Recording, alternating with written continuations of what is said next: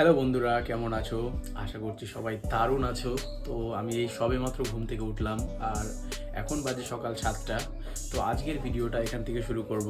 আর আমি যে সমস্ত কাজকর্ম আজকে করব সকাল থেকে মানে শেষ পর্যন্ত সব কিছু তোমাদেরকে দেখাবো। তোমরা কন্টিনিউ ভিডিওটা দেখতে থাকো, আশা করি তোমাদের অবশ্যই ভালো লাগবে।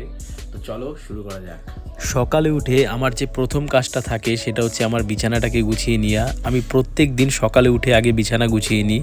আর যেহেতু শীতকাল পড়েছে তো সেই কারণেই এই ঘরে জায়গা হয় না, তো বড় ঘরে আমি আমাদের লেপটাকে নিয়ে আসলাম। এই যে দেখো, আর লেপটা এত ভারী গোছাতে একটু অসুবিধাই হয়, তো এর জন্য একটু ফাস্ট ফরওয়ার্ড করেছিলাম যাতে ভিডিওটা লম্বা না হয়।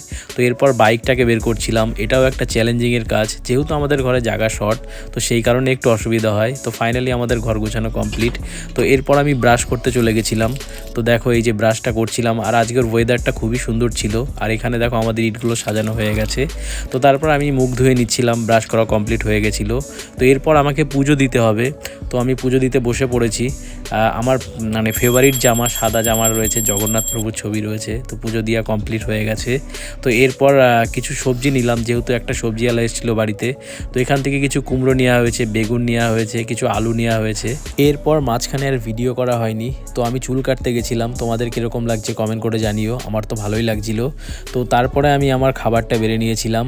ডাল করা হয়েছে আর পালং শাকের তরকারি, সিম্পল খাবার, আমার তো দারুণ লাগে। তোমাদের এরকম সিম্পল খাবার কীরকম লাগে অবশ্যই কমেন্ট করে জানাও।